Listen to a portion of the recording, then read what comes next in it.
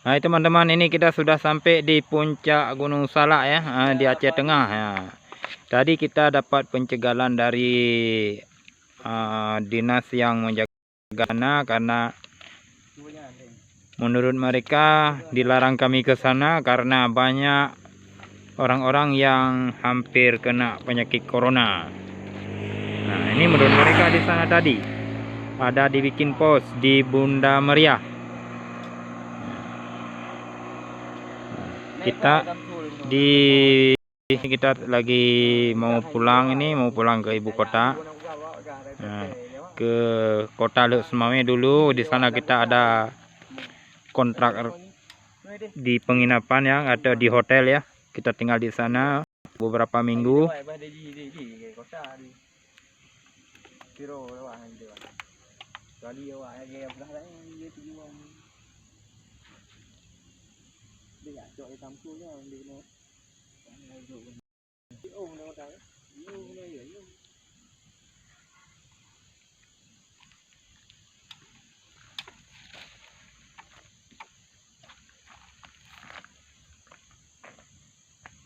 Okey, ada orang nak okey, ada ke ina dia okey. Kayo. Anayo ni dia ni. Tim nak. Nama tim. Tim nak. Tim kena. Yang tu. Benar kan tu? Kan kapal menduk. Yang ni kapal lewat. Luar tu boleh ke? Luar tu boleh. Aku mah ada luar tu. Luar tu banyak boleh. Jatuh macam apa? Hello.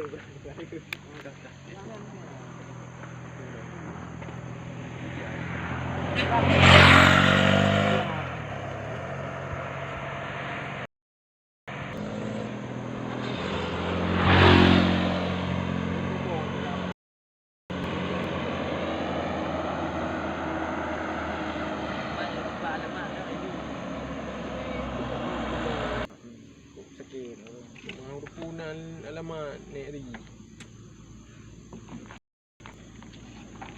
Saya pegang habis alamat mana ni?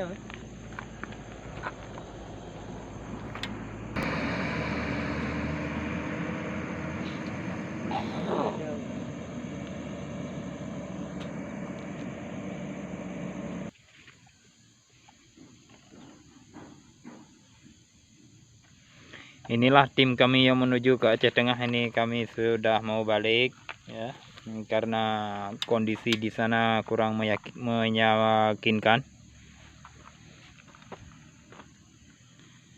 Sepertinya hujan bertambah lebat ya. Kami bersama tim balik.